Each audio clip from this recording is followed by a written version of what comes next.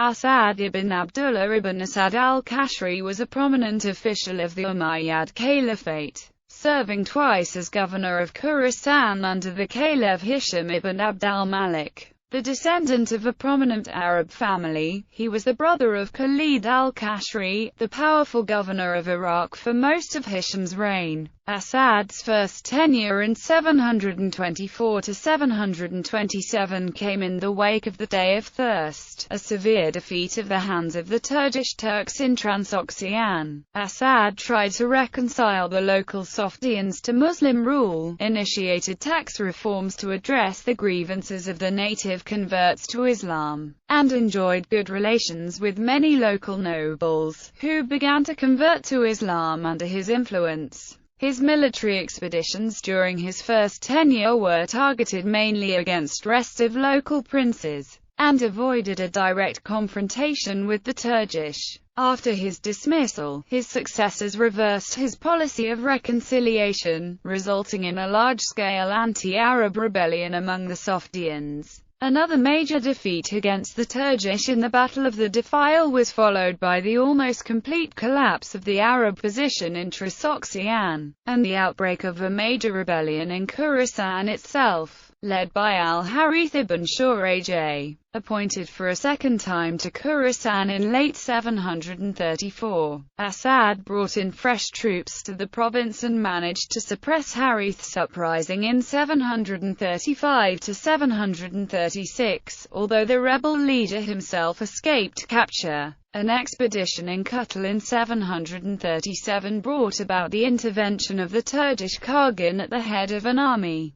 Despite initial Arab setbacks and the Turkish invasion of Khurasan, Asad succeeded in inflicting a defeat upon the Khagan in person in the Battle of Khurasan and turning back the Turkish army. Despite Asad's death a few months later, this success was instrumental in preserving Muslim rule in Central Asia, as the blow to the Khagan's prestige led to his murder soon thereafter and the collapse of Turkish power. At the same time, Asad's conciliatory policy towards the native population laid the foundations for its eventual acceptance of Muslim rule and the Islamization of Central Asia. Origin: Asad was a member of the Qasr clan, a sub-tribe of the Banu Barjila. His great-grandfather Asad ibn Qurs al-Qasri is said by some traditions to have been the chief of the Barjila in the times of the Islamic prophet, Muhammad, and is accounted as one of Muhammad's companions.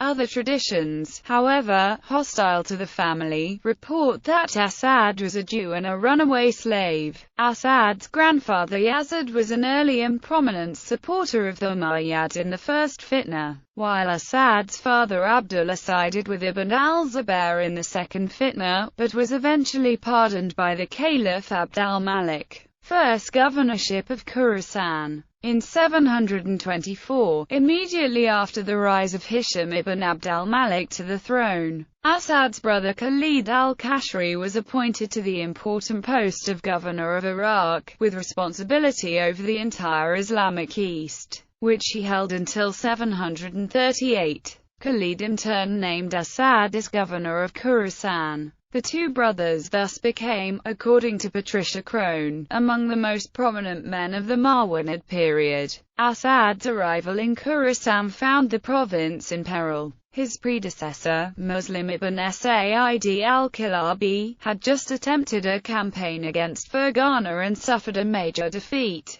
As the historian Har Gib wrote, this Muslim defeat marks a period in the history of the Arab conquests. It was practically the last aggressive expedition of the Arabs into Transoxania for 15 years. But of much greater importance was the blow which it struck at Arab prestige. The roles were reversed. From now onwards the Arabs found themselves on the defensive and were gradually ousted from almost every district across the Oxus. In this situation, Asad followed a policy of consolidation and limited military activity, focusing on enforcing Muslim control on the minor local potentates and avoiding a direct confrontation with the Muslims' main enemy, the Turkish. Thus in 107 Asad campaigned against Namrun, king of al-Gharshistan, whom he forced to submit and convert to Islam, before going on to subdue the region of Gur. In the next year, Asad campaigned in Kutal in Tokaristan, where he was confronted by the Khagan, who was called upon for aid by the local ruler, al-Zabal. One tradition holds that he retreated over the Oxus and went on to campaign with success in Gur in the next year, but according to another he suffered a heavy defeat by the Turkish. Whatever the true events, Asad's military ventures were only moderately successful, and most importantly failed to address the growing danger of the Turkish, who with the support of the local princes threatened to expel the Arabs back beyond the Oxus. At the same time, Asad tried to conciliate the local population, hoping to prevent them from supporting the Turkish. He continued his predecessor's policy of appointing men known for their honesty as his fiscal agents. His reforms tried to stop the discrimination, especially against the Mawali, the native converts to Islam, stopping the collection of the jizya from them. This measure was vehemently opposed by the Arab settlers of Khurasan,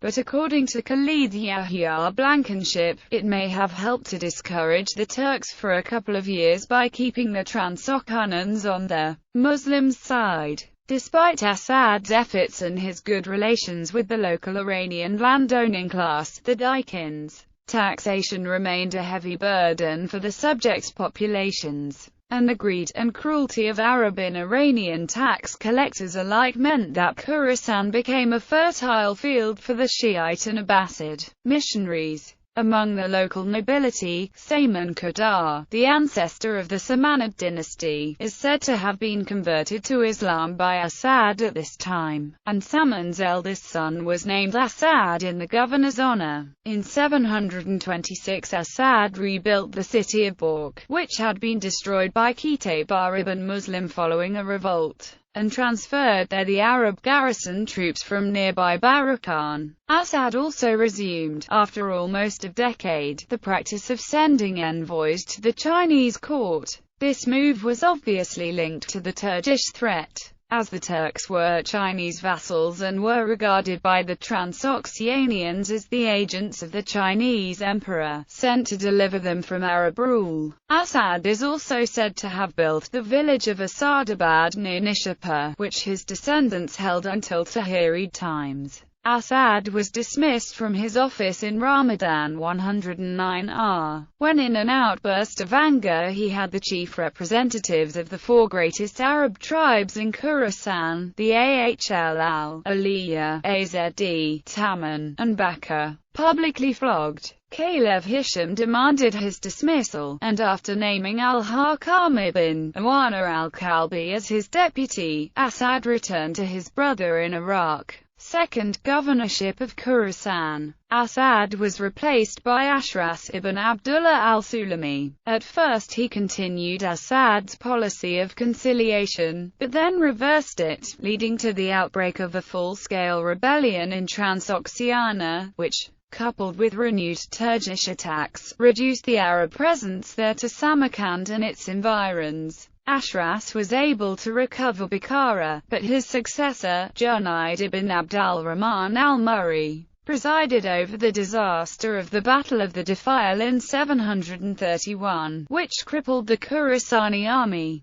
By the time of Junayd's death in 734, the Muslim holdings in Transoxiana had been reduced to Bukhara and parts of Tokaristan. These military defeats, the long-held grievances against the Umayyad government, and the forcible requisition of food by Junayd during the famine of 733 led to the outbreak of a rebellion in early 734, led by al-Harith ibn Shurajah. Harith's uprising involved both Arabs and native princes, especially from the hitherto loyal principalities of Tokaristan, and spread quickly, with the rebels capturing Bork. The new governor, Azam ibn Abdullah al-Hilali, managed to check Harith's advance on the capital, Marw, and forced him to seek terms. Asam's position remained precarious, however, and he wrote to the Caliph, asking for the placement of Khurasan once again under the purview of Iraq,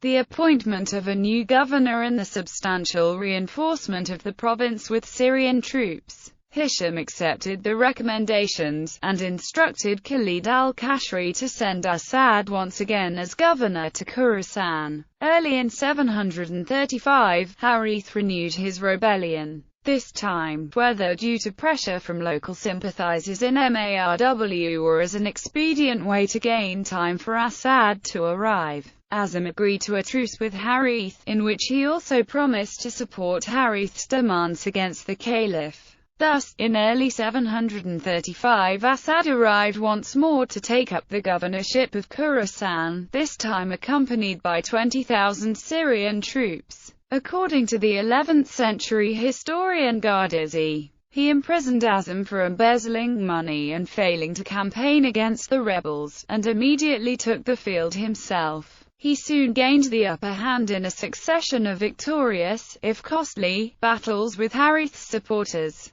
Asad's success was aided by his long-standing personal relations with the local Arab tribal leaders, as well as by the continuing tribal rivalries. As a Yamani opposed to the Mudri, Harith, he could count on the support of his fellow tribesmen, thus most of the Rabara, the traditional enemies of Harith's Taman tribe, soon defected to him. Asad divided his forces, sending the Kufan and Syrian troops under Abd al-Rahman ibn Nayyum towards Marwudh, where Harith's main army was located, while he himself with the Basrans and remaining Khurasanis marched on the fortresses of Amul and Zam. The rebel forces at Amul surrendered and were pardoned, and the garrison of Balkh followed soon after. Harith himself abandoned Marwudh and retreated across the Oxus before Abd al-Rahman, finding refuge with the princes of Tokaristan. With their aid, he laid siege to the major crossing point over the Oxus at Tiamid.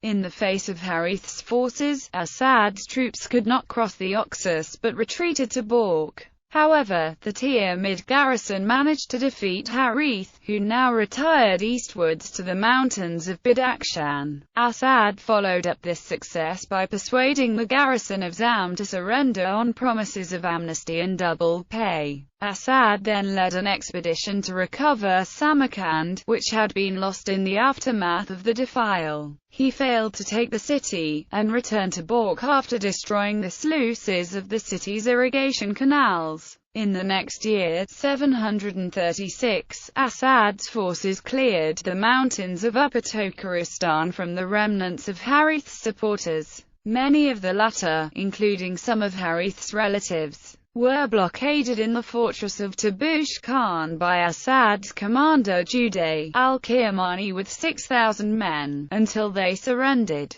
According to al-Tabari, 400 of the men were executed, and the other defenders, including women and children, were sold into slavery. In the same year, Asad moved the capital of Khurasan to Balkh. This decision was influenced by a number of factors. Balkh was the traditional, pre-Islamic capital and remained so in the eyes of the local population. It lay closer to Tokaristan, where Asad concentrated his military activities, and was settled by reliable Syrians and removed from the factional politics of the Khurasani Arabs of Marw. At this time, Asad also captured and executed one of the leaders of the Khurasani Hashimiyya movement, Umayyad ibn Yazid, known as Kadash, by crucifixion. In 737, Asad led his troops again north of the Oxus in a retaliatory campaign against Kutul, whose ruler had allied himself with both Harith and the Turkish. While Asad captured a few fortresses and pillaged the land, the Kutulan regent, Ibn al-Sawiji, called for aid from the Turkish Khagan, Suluk.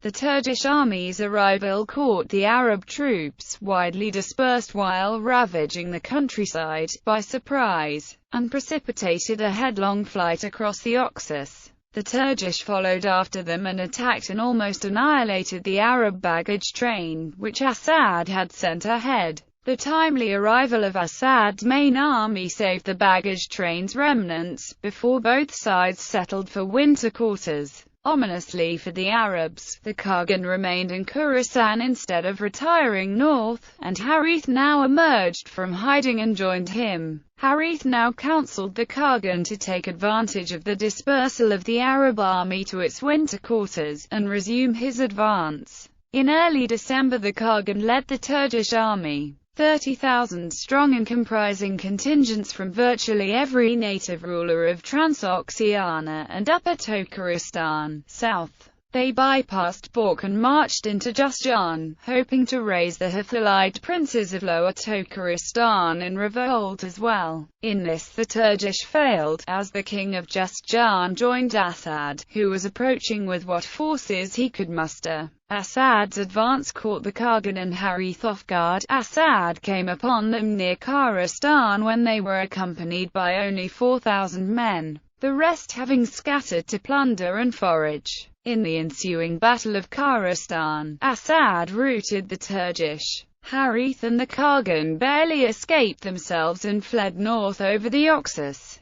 The Turkish detachments south of the Oxus were largely destroyed piecemeal by Juday al-Kirmani, ending the threat to Khurasan. After his victory over the Turkish, Asad sent an expedition against Badatarkan, possibly a prince of Bamiyan and Gur, who in the turmoil of the previous year had taken the opportunity of capturing Kutal. The expedition was successful, and Kutal returned to Arab rule. A short while later, in February 738, Asad died at Balkh after a brief illness. Ja'far ibn Hanzala al-Bahraini succeeded him temporarily, until, in July, Nasr ibn Sayyar was named to the governorship. Legacy. Asad's second governorship was of crucial importance to the future of Central Asia. His victory at Khurasan averted a possible collapse of Muslim rule and ended the Turkish threat to Khurasan and Transoxiana. As Gibb writes, it was not only the turning point in the fortunes of the Arabs in Central Asia, but gave the signal for the downfall of Turkish power. The Khagan's defeat was a serious blow to his prestige, encouraging his domestic rivals, backed secretly by the Chinese. They assassinated him in early 738. The Turkish realm collapsed in civil war, leaving the Muslims without a serious opponent in the region. At the same time, Asad's excellent personal relationship with the native nobility strengthened their ties to the Arab government. As Gibb writes, he was able to attract to his side many of the more influential elements in Lower Tokaristan and the Hafalite lands. To this, in fact, was largely due his success in the struggle with the Turks. His influence led to the conversion to Islam of several local rulers, like Sayman Qudar and possibly also the Barmaik. Even though as yet practically confined to the ruling classes, and limited to the territories under direct Arab control, Gibb credits Asad with beginning a process of true reconciliation. For this achievement he was greatly honored later generations, as attested in the work of the 10th century Bukharan historian Nashaki. His successor, Nasr ibn Sayyar, was able to build upon Asad's work, and restore the Arab position over much of Transoxiana. Muslim preeminence over Western Central Asia was sealed with the Battle of Talis in 751, and the withdrawal of Chinese influence after the outbreak of the Inlushan rebellion.